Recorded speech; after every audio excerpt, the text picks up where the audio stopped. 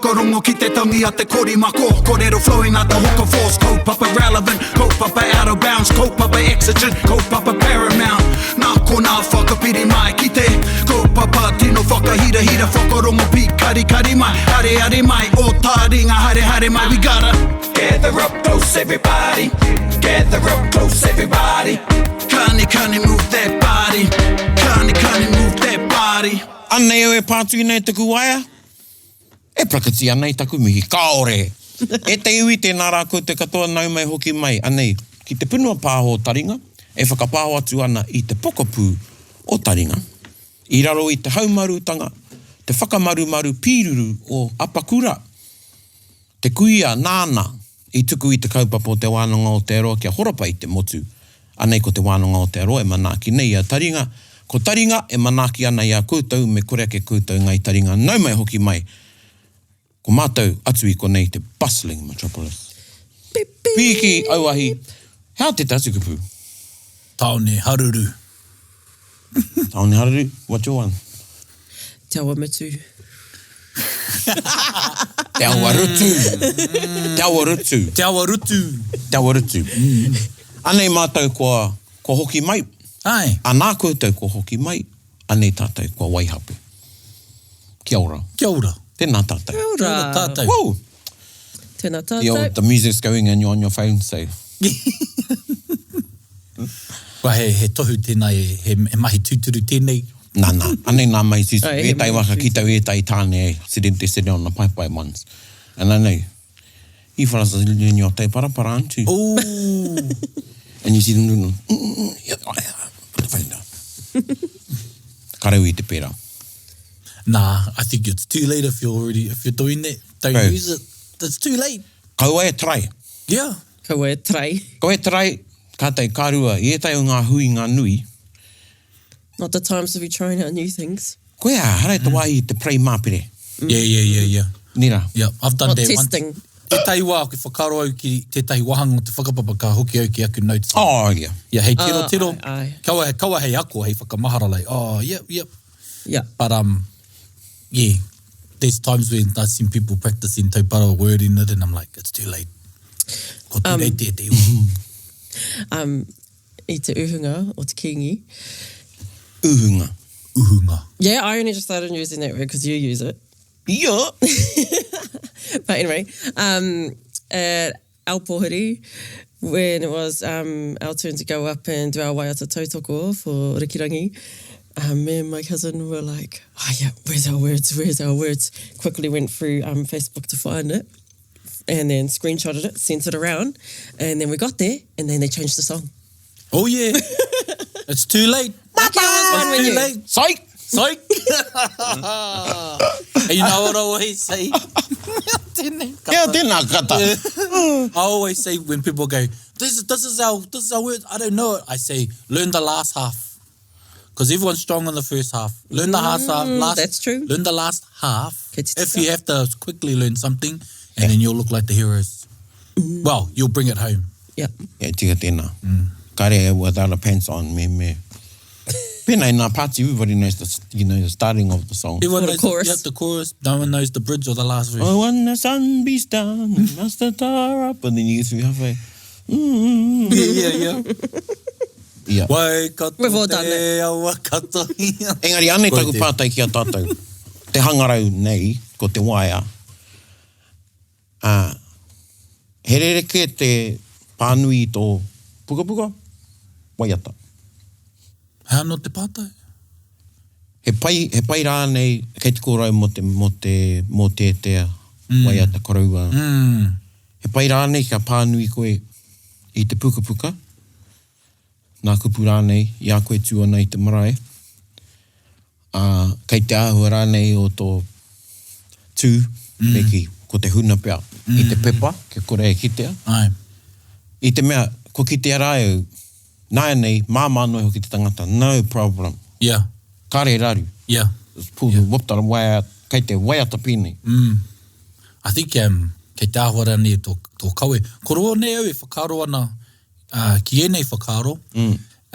Kia whakahokia mai nei etahi waiata karaua tawhito ki taku marae. kia timata rāpia i ngā hui kei wainga nui ia mātou nahe nei mo tēnei wā, kia ako rāno etahi kupu. Ana, ka tai mai ana te manuhiri, koia pia te wā e piri mai nei ko ngā kupu, kia maunoa nei ki ngā kupu kei tō mahara. Engari, kia kaua tātou e huri tuara i runga noi te whakaro, me mahara, me mau mahara. Ai, me mau ngā kupu ki tō pinati, engari he wā tōne pai ana kia pānuitia notia ngā kupu ki tō waia. Yeah. Yeah. Yeah. Like, yeah, totally agree. But, yeah, because so your original part, I thought you were meaning, like, is there a difference between reading from a book or a phone? Yeah, tika tahu koe rata. Well, if you can take your hymn books, please, and we're going to sing 166. Kare mate o te pēra. Kare mate o te pēra. Pēnā noki nei te wā o te uhunga, Yeah. te hura kohatu, ko reira ka te pānui me ngā kupu o te waiata. But I think you maintain reverence and you maintain reverence in the mana of those waiata if you can sing them from heart. Yeah, definitely. Yeah. Like, I would have a problem if people were, like, standing up in the front reading from their phones or a book. But if you just need to whip it out, have a quick check, yep, I'm good to go. Oh, all good. There's a group of kuia up home, and ko rātou ngā kaipupuri o te waiata. Ko e mōhio pai ana rātou ki ngā waiata, kia rātou etahi kāri wāhi nahe nei. Yeah. And like key rings. Oh, like flashcards. Yeah, and they're just flashcards for them, but sometimes they hand their keys to other people so they can join in. He moroiti. He moroiti. Ai. Ai hata He wāhi tare. Inti winti. Yeah, sometimes he mea noi ho sa ai ka mākai. Yeah. E nā kare waiata. Ki te kore e tae au, te waiata rā, te waiata. Atu i konei, kare waiata i te waiata. Yeah. No, because tētai wā, haere te rua te kaumātai taku hoa, kahura. E te koraua i tūai hei kaumātua i tō mātai ope, no tūai. Ka huri mai ki a mātai mua i tāna tū. E mohe ana rāne koe ki te waiata engari te titi. Ai. Wow. Ko taku mōheo, mōheo anau hea te waiata. Hea te waiata, yeah. And I can, i tērā wā, waiata tia, me te he waiata nei te waiata. Ai. Maua e timata. And I was like, yeah, māku. Engari te titi. E nei te whakatūhoi au, koe tau koe pā mai. Engari te titi, tangi. Anyway, started it. Pie. Good start. Yeah. And then we got to the second verse. Well, I jumped to the third verse and then I knew koe he. Koe he, yeah. Poriwha. I huri anō au, and I looked at my mates and we was just floundering in the water. Yeah. Looking for that life. Life to pore. Usa, koe te toka. And then ka huri mai te koro ki a mātou, and he goes, And mai tērā wā, ko tā mātou ingoa muna, ko koro. Anyway, nā hararei, or whatever was, I hoki mai au ki tau muti nei, noho ai, taku kuia me taku auntie. Me taku amu. Kaua moku, mo te korua. Yeah. Taku auntie. She went quiet, like, oh, hell. Here it comes. Yes, she's in there. Yeah, she goes, e ki. Nau te waiata, te atu iwi I timata. Kare koe mōio. Engari e haro hoki a koe tērā waiata. Eki. Kaitoa. Kauarawa koe timata I te waiata ki te kore koe. E moa ki te waiata. Ko te kai whakahuataki I te waiata, mana te mauri o te waiata. Ai. Yeah. And that was my lesson. And never again did I start a waiata. Yep. Kare ui mōio. And koe rā pē te kiwaha. Kei hoki tō tupu. Ana ko puta pē te kupu tupu ne. I tētai oe nei. Wānanga? You remember? Like, grow. Kaua ko tērā tupu. O tipu, kia koutou. Engari, ki nā iwi Not a katoa. plant. Kare kau. Ki ngā iwi katoa, ko te kupu nei, ko te tupu. Aha ko hau auru tai rāwhiti. Hara I te tipu. Engari, he kupu, ko kori whakamahia, he rite ki te mana. He rite ki te mana. He rite ki te rongonui. Anei tētai kōrero. He taina whakahoki tupu? He taina whakahoki tupu. Yeah. Nā, ko tau whakahoki tupu, would be you, the younger, who returns Yeah. what made us renowned. Ai. Oh. Restore. Restore. Nice! Restore. Be you that restores our fame. Koera tērā. Ai. Taina whakahoki tupu. E ko tētai o ngā kōrero, karewe kōrero, ngā tuko e ngā tupuna nei. Tētai he tuakana, tētai teina. Ko te tuakana he pūhai ki te teina. Te me ko te teina, te me popular. Ai. Right. And you know, when you're popular, you don't have to do anything. You're just popular. You're Raymond. Yeah. Nā tō āhua I pērā I ei. Yeah. Yeah. Engari ko tērā, e nganana ki te tango, I te mana o tērā, o te tupu, o tana tupu, he mahi etahi mahi. Ai.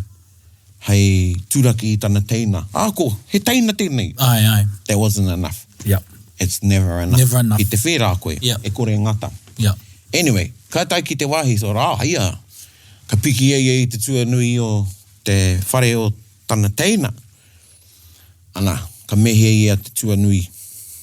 Nā ui, nā aha ke rānei o ota, Yeah. e tua nui ai te tua nui. Ka mete tana ure ki roto I te rua, I te kōwhao. Ka mia te pane o tana teina. Ew. Yeah. He was pissed off, all right? Literally. Don't piss on me. Nā. Who took the piss out of you? Koe nei te o nā tikanga, ka horokuku te Māori ki te kōrero ki nei tikanga. Engari he tikanga tērā, te mimi. E tai āhuatanga o te mimi, I ona wāra, he rongoa. He rongoa, ai. He whakawātea. Yeah, whakawātea. Yeah, like the time, was it? What? Poe was talking about the makutu. Yeah. Mākutu, and also if you're a jinx. Yeah. Me if you're remember our kupu with the jinx? No. Neither do I. Nah, starts with a P. Nah, I wasn't on that one. What's the next letter? Oh, God. Anyway. Started with a piss. Oh, no. Come on, do this. I was thinking we needed that. Anyway, no. Tētai o mātou koraua. Nei, he koraua kato e nei. Ai. He whakangau pāka te mahi. And one of my uncles, or granduncle actually, their cousin moved with them, and he'd never been. And ko rātou, nā wai haerei rātou te mahi kai, whakangau pāka, ka ngaro ki roto I te ngahere, mui tai rā. Kāre he whakamate, there was no damn me whakamaru I rā wā. Ka haere, ka takahia te pāpāringo waikato. Nā puaka ka patua, there was a lot of rangatai there went because they'd swim them down the river. Ah, yeah. Yeah. Yeah, down Waikato. Anyway, tēnei cousin I haere, he tuataitanga. And they were gone, well, usually early in the morning, takurongo. Pono, karewi haria. I might have been pissed on. Yeah. And they didn't get anything. Ai te ata, te rā, te awatea, he mahi anō. He mahi kai anō, kaua ko te puaka. Kia pōra anō, ana, ko hoki ki te whaiwhai aru puaka. Still, nothing. Hey, not even a kāri rongo I te oro, te reo. I tawa pōra, ka me ngā koreua. Mia te tamaiti nei. Ah, yeah. Yeah, Ki aha. Ki te mimi. Oh, okay. So Mia, Mia is... not Mia Farrow, sorry. Mia, and you are, nah. Is the Te hāngu. hangu for... Jared's going, oh my God, if he's watching this. Ai, koea, ko te kupu hāngu tērā o te mimi. Yeah. You don't say mimia. Yeah. Koina taku koe te ki aku te mai. Kau e mia te wai te tāpu. Yeah. Don't piss in the bath. Yeah. Just wait till, just before you get out. Nah. Yeah. Oh man, he kōrero anō. Anyway. So ka kia, Mia. Like just Oh. not on like They didn't anywhere want to. particular. Yeah, Just They had to piss on them. One of them, but one of them. oh, Te oh, mai No, te they kāra- didn't want to. Okay, well, Katahi that's what tonu I ka meant. puta ne, ki taua mahi. Yeah. Yeah. Hei whakanoa, hei whakawāte i te ahara i runga i aia. I runga i aia. Because he Right, was- because it was his first time. Yeah. they weren't catching anything. Yeah. Right. And the jinx can be a person, can be something you say, can Yep. be a thought, can be something you do. Yeah. Ki roto i te ngahere, ki te moana, ki te awa ki wherane. He korapa tērā, Korapa. i roto i ngā tikanga. And e tai tangata, they are walking korapa. Yeah. Everything they do is korapa, Everything korapa, is, korapa. koe tawa whararai, Police Academy. It Oh, does yeah, everything. yeah. It's just a walking Yeah. catastrophe. Yeah. Oh, like, nice. Police Academy. Yeah. You go and search that on Wikipedia. Yeah. Koutou, nā rangatai. Anyway, he woke up. Yep. My uncle was, well, first he thought it was raining. And he said, someone get the top. Go here. I reira tana cousin e Mimi ana. But, muti tonu tana Mimi, ka rongo i te puaka. Yeah. You know? You got that word yet? Starts with a P? So, tērā. Engari o, he rongo wā.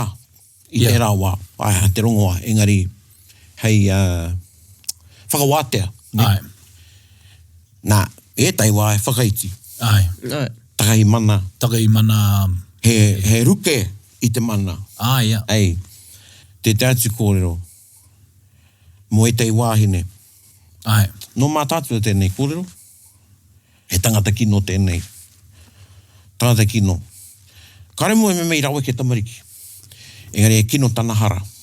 Ta kamutu he tangata tū marae tēnei. Nā, ka tautau ngian e nā kraua. Nā, e tai young fella.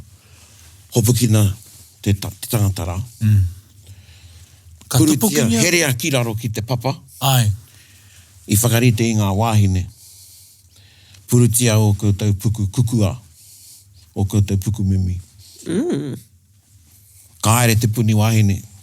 Ka mia. Ka mia Oh my te tangata gosh. nei. Ka mia kato te... Nā. Tōna mana ake i reira tonu. Just. Yeah. Engari, he tohu tērā. He kore nui hokoe. Yeah. He mani no hea. He naupe, he nau hea. Ai. Mani. Ka reo mana, ka reo aha. And that was worse than going to jail. Because you're almost a zombie. Yeah. Ki e tahi, nā mahi a te Māori, we're performers. Ai. Karanga, karakia, Yep. whai kōrero. Me kite, me rongo, me kōrero. Tērā mahi. Even, you know, koutou te hunga mahi kai. Wow, he pērā no, because I ngā wāmua, I reira ngā karakia. Nui ake te mana o te tohunga mahi kumara I tēnā o te tohunga tūtaua. Ai. Ko te tūtaua. Ei. He whawhai. Ei me nui tērā, engari. Te oti ngātu ko te whawhai he patu tangata. Right. Engari ko te tohunga kumara, me te tohunga te ngahere, I ngā wā katoa, ko te whainga, ko te oranga. Yeah, aye. And you gotta know the seasons and te mea, te mea. So I te taha o ngā mahi e rā wā, ko aua karakia. Me ngā waiata, me rā mea katoa.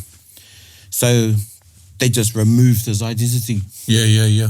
and his ability to contribute Yeah.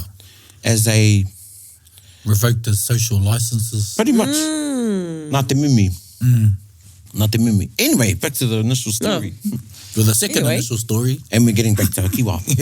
And then we're going to get to our tikanga. But actually, this is part of it. Yeah. Because it's about take utu ea. Ai, kia ora. Ka piki te tupuna nei. Ka mia te pane, mahunga o tana teina. Ka te tiro ake tana teina.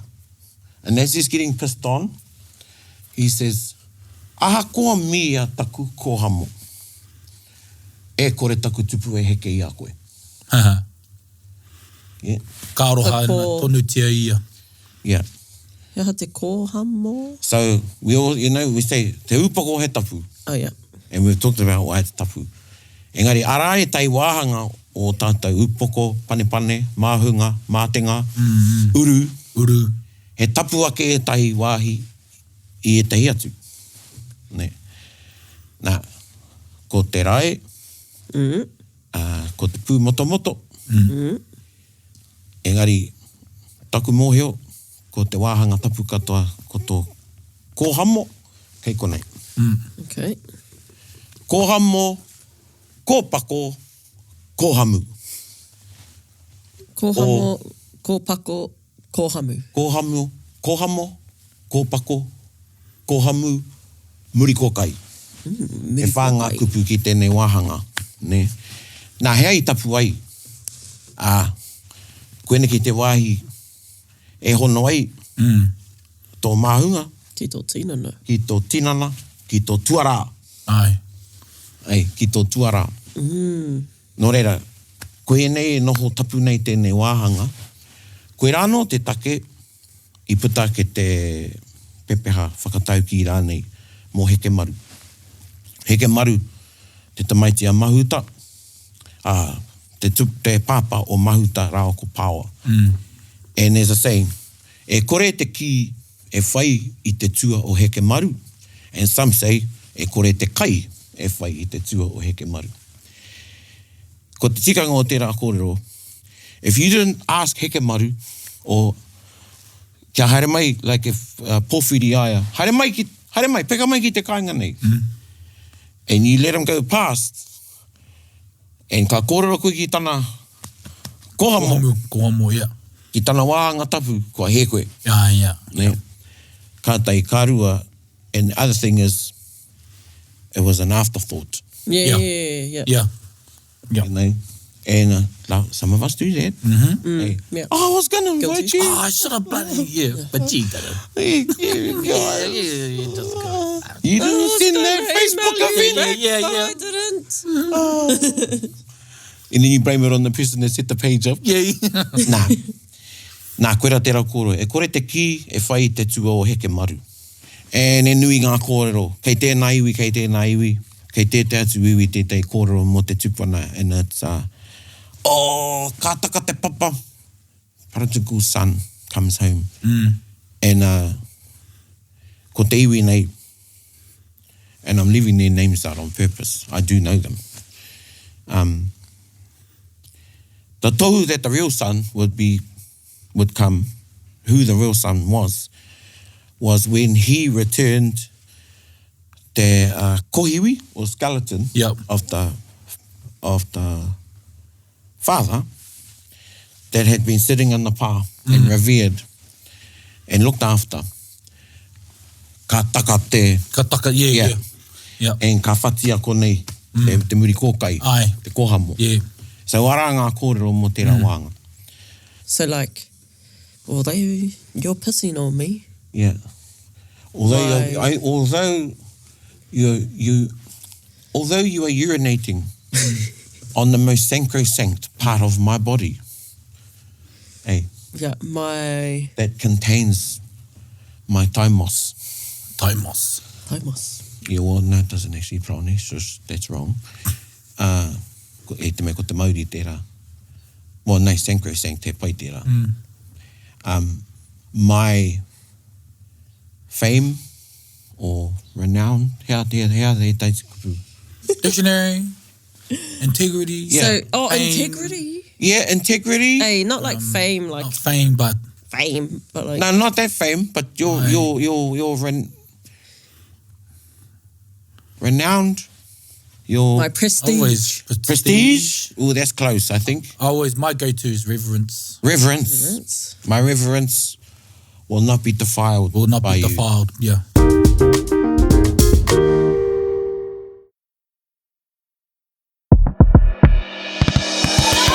Me whakarongo pi kari. I've heard te tai karake e mena. Tō tupu e tāne, tō tupu e tāne.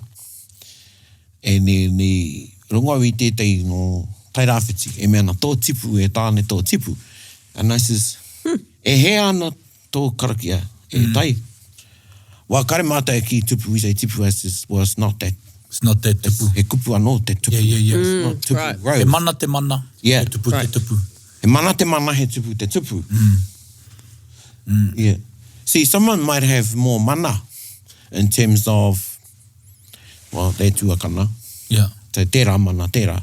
Ākua nei whea heariki, tērā mana tērā. Engari, nui ake te tupu o tērā. Right, yeah. Ah, yeah. Yeah. Hey, Yeah. it's like some of those, you know, these days shoddy diners back in the day. Hey, they were pretty good. Engari, e nui tō rātou tupu. Oh, man, because you could only get, you go there for that taste. You go there for Yeah, that yeah. taste. You know? Yeah, that grill hasn't been cleaned in generations. That's because of the flavour. Koina te tupu. That's right. That's right. Yeah. And, koera tērā kupu. Yeah. No re hea tā tātou kiwa. Yeah, tātou kiwa. Ka tō tupu. Kei hoki tō tupu. Kei hoki Kei tō hoki tupu. tō tupu. Ai. Kei hoki tō tupu, and pai ki au tērā whakamahinga o tō, kaua ko te whakamahinga, engari tērā tikanga o tēnā kupu hoki. Yeah. So hoki,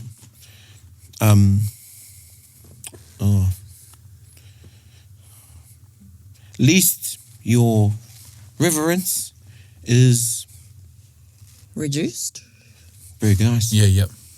Yeah, koera te hoki. Yeah. Yeah. Kei hoki tō. So not go back. Regress. Yeah. Yeah, Yeah. Yeah. So kōrero ana mo te horupake o te wā, ka tū ai koe ki te tautoko i te kai Yeah. kōrero ki te waiata, mena i pānu ana koe i o kupu, me noho murirawa. Yeah. Koina te hononga ki tērā kōrero. Yeah. Tupu. And kei te waiata ka mea tāwera. Ka mea tāwera e. Oh, another waiata. Tāwera e. Yeah, I love And that. what's the last line? Can't remember. Kei hoki tō ingoa. Oh. Yeah, kei hoki tō ingoa. Same Koea. same meaning, erua. Yeah. Kei hoki te ingoa o tō iwi. Kei Yeah. hoki tō ingoa. Yeah. Yeah, kei hoki tō ingoa. Pai. So, kei hoki tō tupu. I'm just Yeah. going to write that down on my phone. Yeah. Yeah. Yeah. And that's, well, now you're on that, see, a lot of the time, and I think we've maybe talked about this, I used to have a notebook, little red one, nā te te korau i tōtou, and I took it everywhere, and I filled that one up, and I filled another one. Te winiata, te whānau winiata, they got Akake. a library of Yeah. Yay. But now this is the convenient thing. Yep. But the thing with this is, You put it in there and you forget about it. no, I don't. No, but I tell you what, I got one of the old iPhones before the iCloud and all of that, Yeah. and none of it. Oh, you know. none of it is So on I've actually got to rev that one up. Yeah. So I took, what did I do? I copied and pasted them and did an email. Yeah. Of my notes. Cool. Now, what I was going to say is, when you pull this out on the pai or anywhere, doesn't matter if you're reading whakapapa, Yep. if you're taking notes, you're People automatically think Well, you're like, stigmatized. Yeah. yeah. Hey, you're on Facebook or you're... Yeah. Yeah. Yeah. Hey, because Look koenei tēnei, And because that's what I e say taongara nei tēnei. when I'm talking with someone and I start taking notes, I actually say, excuse me, I'm just taking notes of this, just so you know why I'm using my phone. Yeah. But you can't say Yeah. you can't do that on That's the pai. polite, yeah. Yeah. Nah. So, kei hoki tō tupu. Kei hoki tō Hoki tupu. tō tupu. Kei hoki tō tupu, kei hoki te tupu, kei hoki te tupu o. And how taua atu kōrero? I don't know. The mia It was one? sort of the- Oh, me. Ko mia taku koha mo. And he hea nā kupu mo this part. E wha. Muri Muri ko kai. Kōkai. ko kai. Yeah. Cool word. It is a Yeah. difference to muri tō kai. Why you charge by the hour, ka mia tō. Oh, God. Muri ko kai, kōhamo, kōhamu, kōpako. Kōpako. Yeah, well, I was brought up with kōhamo, so kuia te kupu e whakamahi ana au. Ai, rangona e au te muri kōkai. So, te wānanga nei, i tēnei rā, Ai. ko kōrero tia kētia e tai ahuatanga o te utu, nei. Engari, titiro ana mātou tātou rānei, wānanga ana i te whakapapa or air. Yeah. Ne? Or air. Yeah. Like to have something fulfilled. Yes. Yeah. My ear. Te tupua. Yeah. So, well, my ear and my ear is rice. Yeah. Te whakapapo o air, well, first there's a take. Mm. And then there's a utu. Ki taua take, and then ko air. Ko ea. Ko air, te tikanga, koe te oti ngātu. Yeah. Nā ka moia koe me kāre I air, kāre anō rānei I air, kāre anō rānei kia air, because ka rongo I tētai mea tā kirikiri ana. Yeah. Engari, sometimes the take is not a big take. Yeah. E tei wā, well, Like- you shouted lunch today. Yeah. Hey, so I got a take with that because I didn't contribute, you decided to buy. And e rongo anau, I te aroha and te nama. Te nama. Hey, there's a nama, kei te noho nama au. And that's the same, The number, you're talking like price. debt. Indebted. Debt, right, debt. Indebted to your... Yeah. Kei te noho nama koe.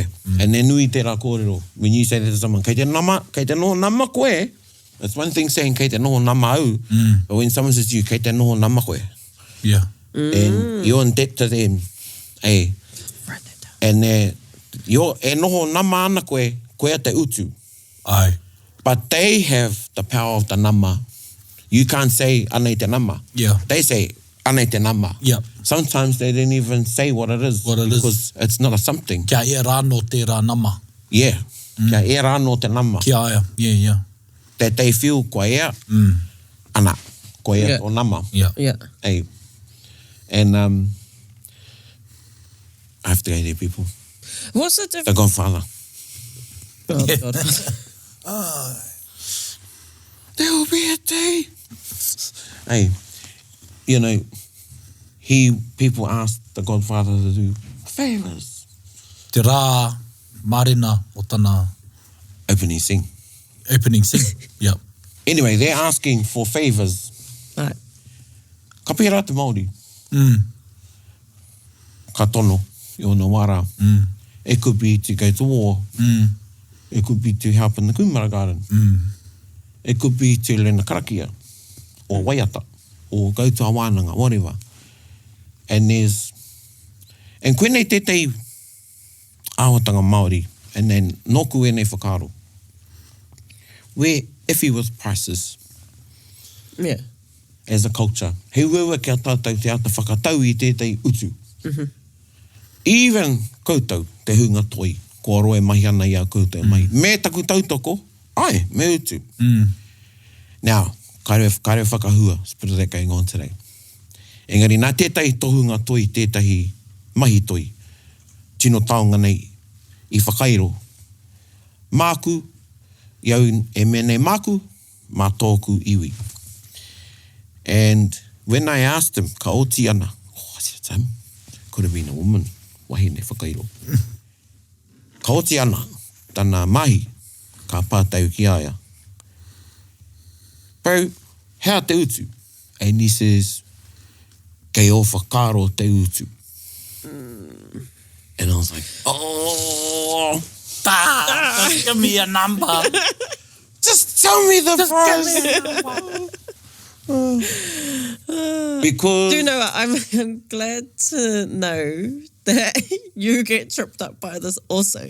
It's like, you know, when people say, oh, yeah, koha, and you're like, oh, man. wai rereke te koha.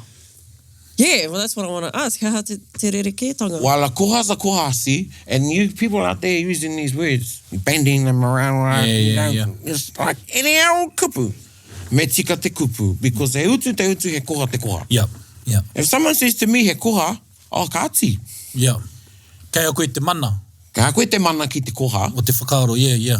and kia kaua koe whakawā I te uara o taku koha. Yeah. Because you Te said ura it's o koha. whakaaro. Yeah, yeah. Hey, so don't get feelings. Yeah. Kāre ana here, te koha. Yep. Because you said it's a koha, Yeah. and you know, might have taken you 6 months to build, and I give you $20. Yeah. No.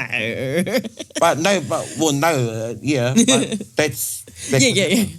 Hey, that's why it's better to say, he utu, because again, a koha puts someone in predicament. Yep. He rere kē te tangihanga. But when it's for something, For something. services, For service. something yep. tangible, Yep. that can become a take. Ah.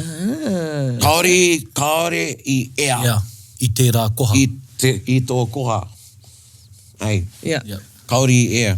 Paia ke te, anei te utu. Yep. Ki te kore e tika, te utu, ana, ka no koe hei take. Ka takingia. Kia ea rāno, Yep. it could be the way you fed. Kāri tika te manakitia o tō iwi, he take tērā. And that will be there forever.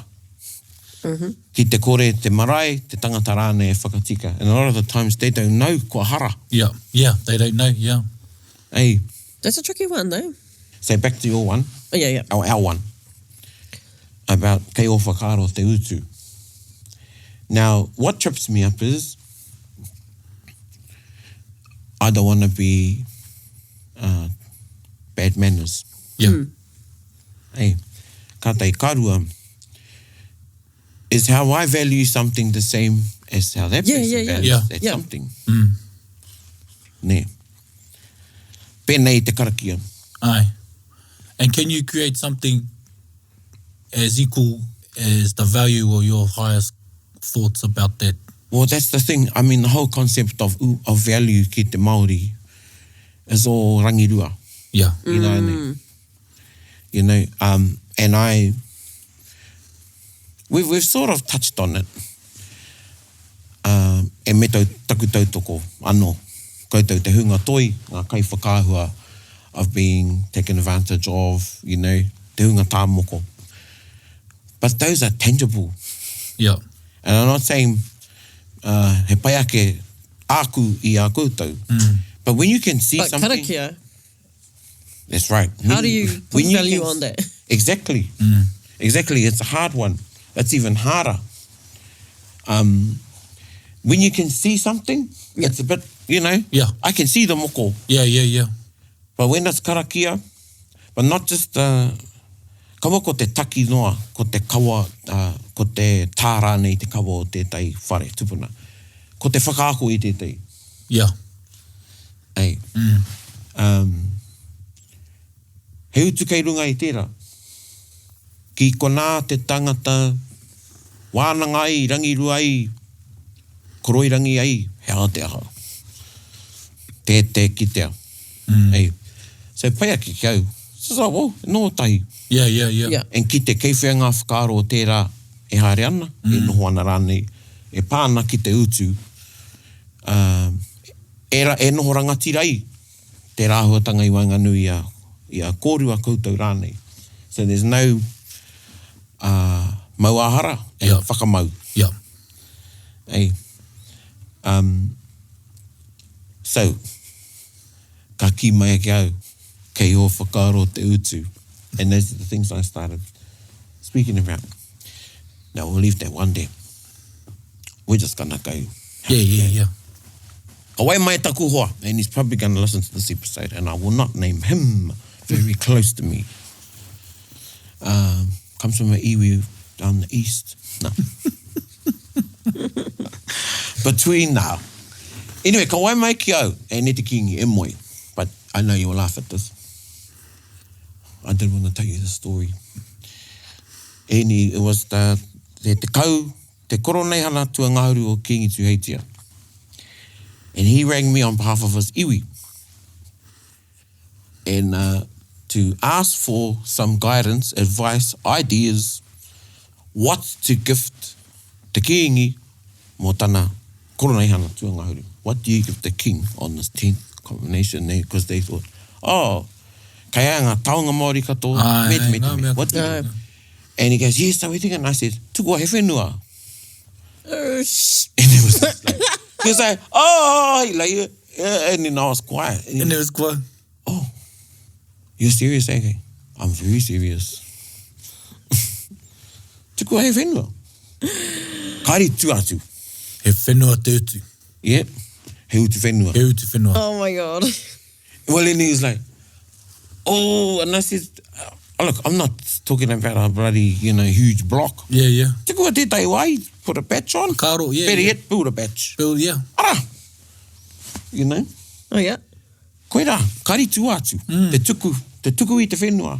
Ai. E aroha Māori tērā. Ai. And you can't put a value on it. Yeah. Because No. of what whenua means to us. Yeah. Yeah. What it should mean to us. And kia hoki au ki tawa kōrero, hea te whenua ki te kore he marae. Hea te marae ki te kore he Tangata. whare. Whare. Hea te whare ki te kore he Tangata. tikanga, me te reo. Hea te reo me nā tikanga, Huh? Ai, te whakara. Te reo me ngā tikanga. okay, let's start again. Yeah, yeah, yeah. Hea te whenua ki te kore he Marae. marae. Yeah. Ting! Hea te marae ki te kore he Whare. whare. Whare.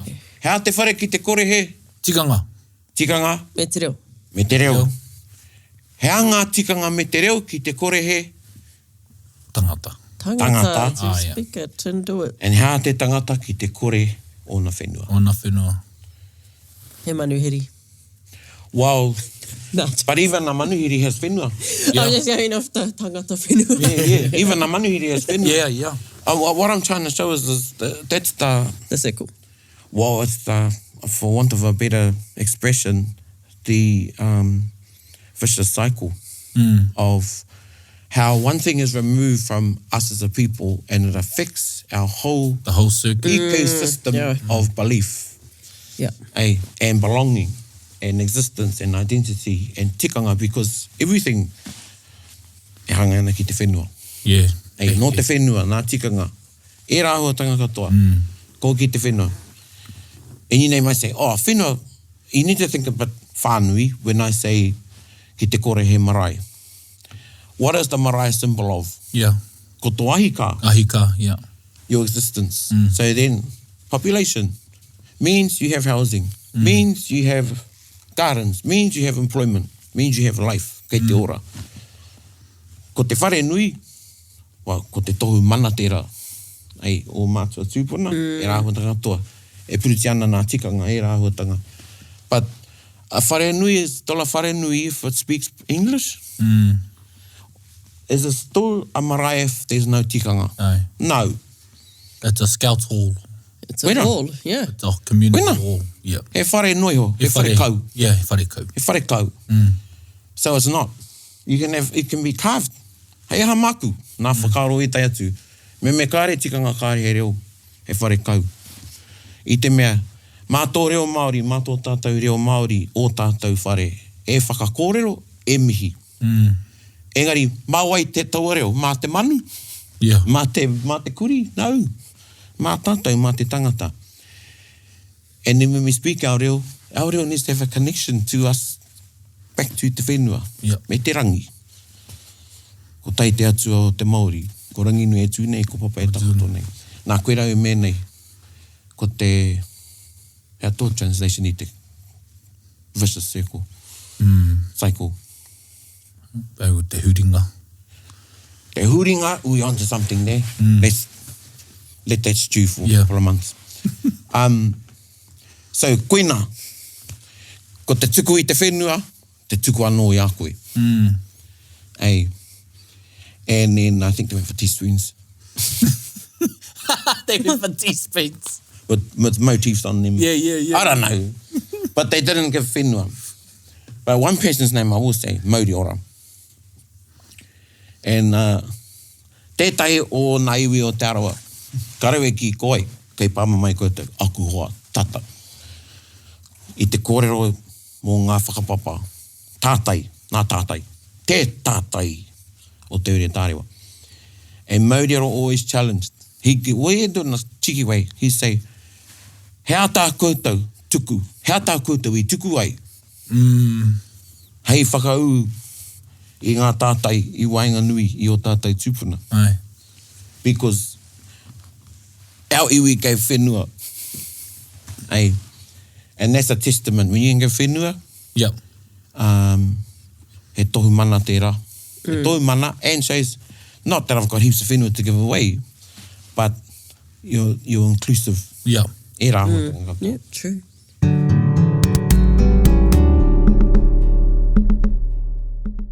So, Yes. like, let's say they did give some whenua, but being it a gift, there's no take to air. Or is there? Well, there's no take. Ko tērā, ko te tuku, he tuku. He tuku. Yeah, it's different when ko te whenua rā e tuku ana, he here i runga i te whenua rā. E tikanga i tuku ai. Because e te ona iwi, penai a Ngāti Pūkenga. I whiwhi whenua ai, nā tā rātou pakanga. Āwhina rānei e tātu iwi ki te pakanga. So nā konei whiwhi whenua ai rātou. E tātu iwi ana hoki, engari koera te iwi e mohe anau, Ngāti Pūkenga. Ka whai whenua, e pai ana tērā ki te tikanga Māori. E tātu tūhaurangi, ka aroha tia rātou morehu o te hu o Tarawera. Ai. Ka takoha tēnā iwi, tēnā iwi. Oh, yeah, Yeah. yeah. Ka Te tuku putanga whenua. o Tamohoi. Yeah. Hei rohe mō rātou. Ai. E nia rātou te tikanga, me ka noho moake tonu, ka hoki rānei. Yeah. Ko e tai i hoki. Ko e tai i noho tonu. I noho tonu, ai. Tori noi o te hunga i noho tonu. Para he tikanga Māori tērā. Nā.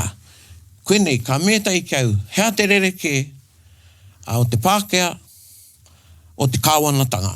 Ne. I haere mai tā wāhi te krauna ki te me ngā whenua. Heri te ki te Māori, i te mei pērā te Māori ki te Māori. Ai. Engari, e rā mahi a te Māori ki ai anō, he tikanga tonu i runga. Ai. E ai, Tētahi take. te tehi take. Yeah. Engari, ngā take o tērā atu rautau, i ki taurangi tiai e tehi pepa, Ai. mana nei, kupu mana nei, kai te tāwewe tonu. Hea te tāwewe. Hanging.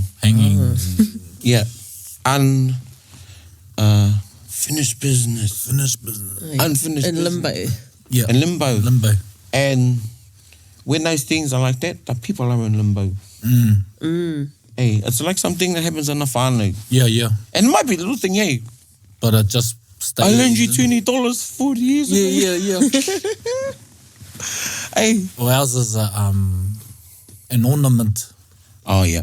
Some auntie came and borrowed and Oh, yeah. that's our ornament or those were our cups. You Yeah. know, and it just lingers. Oh. Yeah. Oh, One of yeah. my uncles and one of my papas, they had a huge 40-year feud over a rotary hoe. Yep. Yep. He take tērā. He take. We got one. Was, but I said to my generation, turakina te take. Yeah. No, i te mea belonged to my grandfather and their grandmother. Turakina doesn't belong to us. Yeah. Don't even know, some of you don't even know what you're... You just invested in What part of it? Yeah. I don't like you, because Yeah. my granddad didn't like your grandmother. Yeah. Oh, we got funny like that, mate. Yeah. Hey, Okay, no reira. So your take that you have with your kaiwhakaero, what do you think are some appropriate ways to air that take? Well, ko ngā whakaniko no ku whakaaro, tētai au tāna e mahi nei. Hey. Tērā. Me tuku pea. Me ki taurangi, well, kia haere atau kia koe, ki tō iwi rānei, o tētai wā. Māku e tai taunga. Kei au e whakaako. Yes, love it. E whakairo So i drawing o- on i o your rātou. own strengths. Arero. Hey. And, you know, you were telling us about the kazi, who will be unnamed, who received the moko from someone who will remain unnamed, who also now I have a number 2. And what did you say? What happened? Ei? I haere, mo te rā tuatahi. Yeah. I hia haura. Yeah. And he goes, oh, how te utu? Oh, nah, whatever, bro, whatever. And then ka wai atu ki aia. Yeah. Oh, bro, come stretch for me. The next day, you know, night before. Oh, bro, come help me stretch for another person. Tāmo, or come fishing. Yeah, do that few months. Yeah. And then one day was time. Ai, hara mai, bro. Ka oti nei, ka whakaoti nei tō pūoro. Yeah, that's cool. The thing though, and even though I'm telling that we turaki the take is, well, not turaki the take, is turaki ngā mauahara. Engari, whaia te pūtake. Ai, Hea te pūtake, kei reira anō te rongoa. ai. Nei. Oh, look at that. And ana, ko wai mai te wai ngaro. See, straight to your wire. Straight to the wire. Warea katoa ana ki tō wire. Nā. Se koe rā tērā wānanga i tēnei rā. That was te māngai paho, tēnā koutou. Yes, mo te pūtea tautoko, me te waia a te puaheiri. Kei te noho nama i ake ako. Ia, ai, ko noho na, ki te anau i aku hoa. Ai, noho na mana te puaheiri.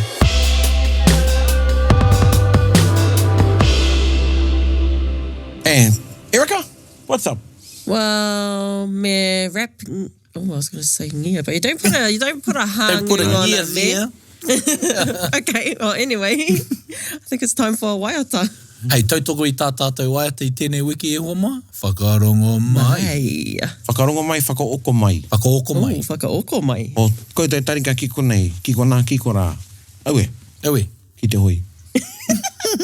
Got to resist the need to do it all alone. My friends and family, yes, they are my backbone. And nothing I can do, 'cause they're by my side. There's strength in the collective, there's no need to go solo. It's not me, it's family. Hearts resonate, the same frequency. The earth, the universe, you and me. Strong when we are working in harmony. It's you and me, it's not me. Stand together 'cause we're family. It's you and me, it's not me. No, no. Stand together 'cause we're family. Brother, sister, we are strong when we are one. Let's get together and have some fun. Don't think you're all alone, I'll be by your side. 'Cause there's strength in the collective, there's no need to go solo. It's you and me, it's not me. Stand together 'cause we're family. It's you and me, it's not me. No, no. Stand together 'cause we're family. To fight it all alone. Reach out and I'll be there. You want me to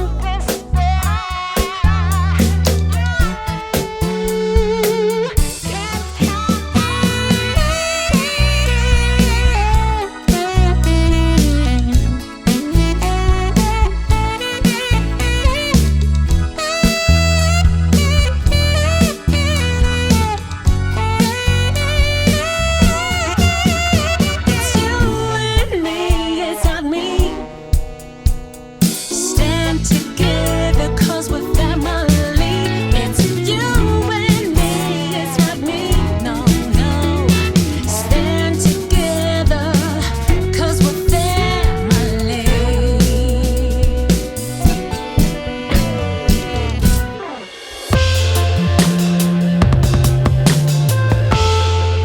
All I do, and I just finish on that nama, I can't remember your name, sorry. What was not long ago. And whakarongo, heri tonu tō whakarongo ki a Taringa. And you said to me that you're in debt. Kia taringa, karekau. Yeah. Karekau. You are not, ko tō whakarongo ki a mātou, ka nui tēnā, me te horapai ngā kōrero, and to think. We've all got brains, e te ao Māori, e ne tai o tātou, kua hipi. Kua hipi, e whainoa ana i tētei, kāre e harai ei te hepara. Ei, so he roro ou, he arero hoki tōu tēnā, korotia ngā kōrero. Kāre koe i te noho nama, this is a way that we are able to give back. Ei, and ka ea tētai nama i runga iau, kaua i a koe, e hine. Nō reira, kawai ho tērā hei kupu whakamutunga. Kua ea. Kei hoki tō tupu. Yes, kei hoki tō tupu, and kei hoki te tupu o te hunga, kāre anō kia tupu. Kia ora, kia ora. Ei, koera ke te whakaaro Māori, haunga ko tō kotai, i ngā wā katoa, ko tō katoa, ko tēnā, ko tēnā, ko tēnā, ko tēnā, e tangata i koe, tātou. Ka wai? Pai. Love it. And wait on. I'm not going to let you fellas escape. So what was ki te hoi? Did you look it up? Oh, yeah. I did, but I didn't understand. I couldn't put it together. Ki te hoi.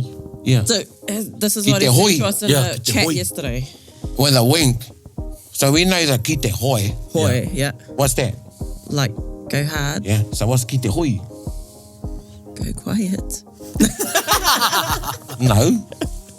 Go Just go and get loud. No, I was just saying get the taringa because anei te hoi. Yeah. Kia ora. Yeah, I was punning. Come on, guys. Oh, the Punning. pun. Yeah, the big pun. Yeah, Hoi yeah. mai. Hoi anō. Hoi o. Hoi anō. Hoi anō. Okay, go. Hei kona. Kona ai te iwi. Bit whakaronga pi kari kari. Gather up close everybody buddy. Taringa, taringa, taringa. Yeah, tahuri mai ki yo. Whakarongo ki te tangi a te kori mako. Kōrero flowing out the hooker force. Kaupapa relevant, kaupapa out of bounds. Kaupapa exigent, kaupapa paramount. Nā kona whakapiri mai ki te kaupapa tino whakahira hira. Whakarongo pi kari kari mai. Hare hare mai, o taringa hare hare mai. We gotta gather up close everybody. Gather up close everybody. Kani move that body. Kani move that body. Taringa, he mea tuku nā te wānanga o Aotearoa, ā, nā te māngai pāho me irirangi te motu I tautoko. To listen to more episodes, search for us on your podcast app and subscribe, or follow us on Instagram and Facebook. Taringa, whakarongo mai.